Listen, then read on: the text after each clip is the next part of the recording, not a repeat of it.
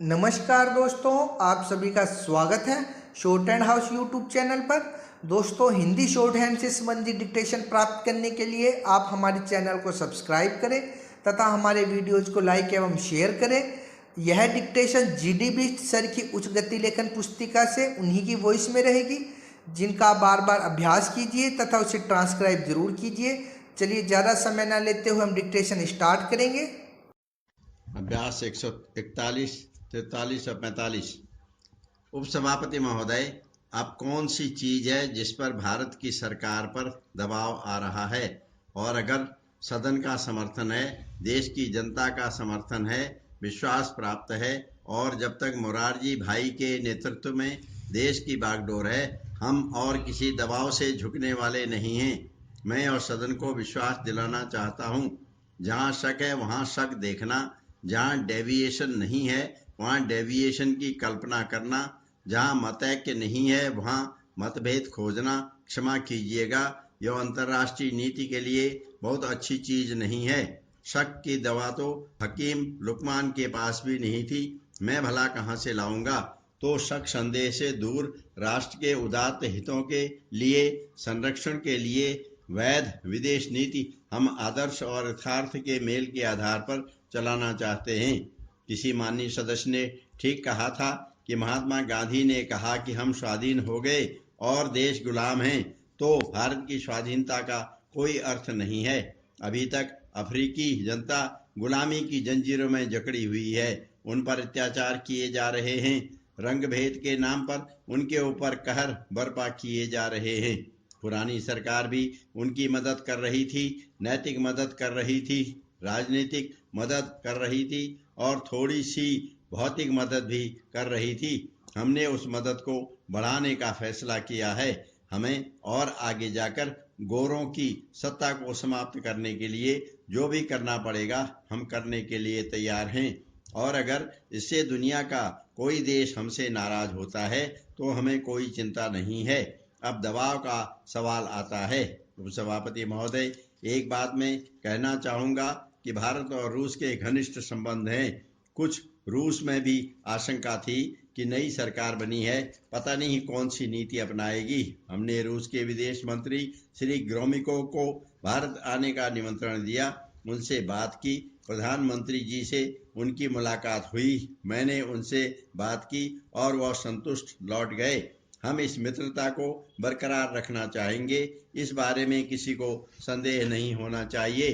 पंडित जी की जगह कोई और प्रधानमंत्री होता तो भी गुट निरपेक्षता की नीति पर चलने के अलावा हमारे सामने और कोई चारा नहीं था।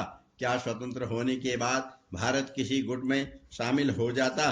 क्या हम अपनी राष्ट्रीय स्वतंत्रता को गिरवी रख देते? गुट निरपेक्षता हमारी राष्ट्रीय स्वतंत्रता का अंतर्राष्ट्रीय क्षेत्र में विस्तार है।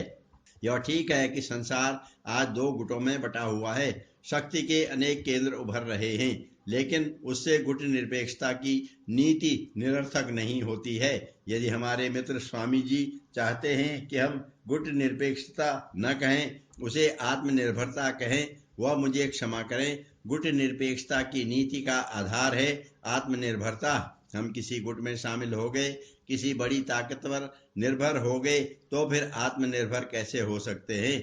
गुट निरपेक्षता की नीति का यह भी निचोड़ है कि हम हर एक अंतर्राष्ट्रीय प्रश्न पर निर्णय उसके गुण व दोष के आधार पर करेंगे, स्वतंत्र बुद्धि से करेंगे, निर्भीकता से करेंगे और राष्ट्रीय हितों और अंतर्राष्ट्रीयता के व्यापक तकाजों का मेल बैठाएंगे। सभापति महोदय, भारत की विदेश नीति की चर्चा हो और पंडित नेहरू का नाम न लिया जाए और वह भी प्रशंसा में न लिया जाए, ऐसा कभी नहीं हो सकता, होना ही नहीं चाहिए। मैं जानता हूं कि मेरे मित्र स्वामी जी को इसमें मतभेद है। लोकतंत्र में मतभेद स्वाभाविक है, कुछ मात्रा में आवश्यक है, उसकी स्पष्ट अभिव्यक्ति कहाँ तक ठीक है यह विचारणीय प्रश्न है। लेकिन जब मैंने विदेश मंत्री का भार संभाला और इस सदन में विदेश मंत्री के नाते पहला भाषण दिया तो मैंने पंडित जवाहरलाल नेहरू से लेकर श्री यशवंतराव चौहान तक को बधाई दी थी, उनके प्रति साधुवाद अर्पित किया था। 30 सालों की हमारी परंपरा का यह अंग है। यह हमारे इतिहास का हिस्सा है। पंडित नेहरू से मेरे भी मतभेद थे और मैंने मतभेदों को कभी छिपाया नहीं, लेकिन जब कभी प्रशंसा का वक्त आया तो मैंने उसमें कृपणता से काम नहीं लिया। इतिहास और परंपरा का यह क्रम व्यक्तिगत मतभेदों से नहीं टूट सकता। स्वाधीनता के बाद दोनों शक्ति गुटों से अलग रहकर अपनी विदेश नीति पर चलना भारत की स्वतंत्रता के लिए आवश्यक था, भारत के आणविक विकास के लिए आवश्यक था, विश्व शांति के लिए भी आवश्यक था। अब यह प्रश्न यह उत्पन्न किया जाता है कि गत एक वर्ष में क्या उपलब्धियां हुई हैं। सभापति महोदय, अपने मुंह मियां मिट्ठू बनना ठीक नहीं है, लेकिन लोकतंत्र में थोड़ा सा आत्मविज्ञापन क्षम्य होता है। गत एक वर्ष के घटना चक्र पर जब मैं दृष्टिपात करता हूं तो मेरा हृदय स्वल्प संतोष की भावना से भर उठता है।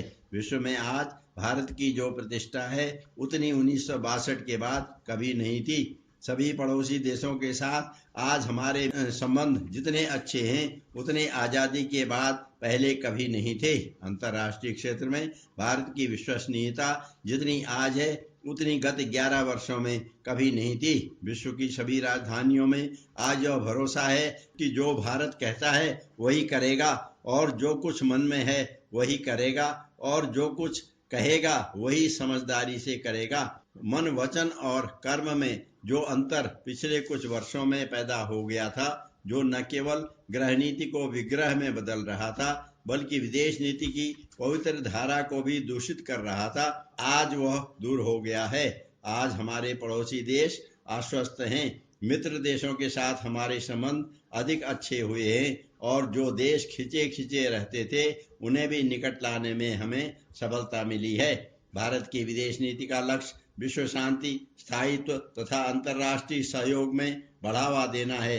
हमारे राष्ट्रीय हितों के संरक्षण तथा संवर्धन के लिए यह आवश्यक है कि न केवल हमारे पड़ोस में शांति हो किंतु विश्व में भी शांति का वातावरण रहे। शांतिपूर्ण वातावरण में ही निर्माण संभव है। नव निर्माण के बिना राजनीतिक आजादी अधूरी है। मैं कहना चाहता हूं कि गुट निरपेक्षता की नीति कोई नकारात्मक नीति नहीं है। यह भावात्मक, सकारात्मक और रचनात्मक नीति है और न केवल अंतर्राष्ट्रीय क्षेत्र में हमारी सर्वप्रभुता का विस्तार है बल्कि यह एक नए विश्व की रचना का औजार भी है। ऐसे विश्व की रचना का जिसमें गुलामी नहीं होगी, आर्थिक शोषण नहीं होगा और चमड़ी, रंग या जन्म के आधार पर किसी को छोटा या बड़ा नहीं समझा जाएगा। स्वप्न साकार करने में गुट निरपेक्षता का सिद्धांत खरा उतरेगा, यह हमें विश्वास है।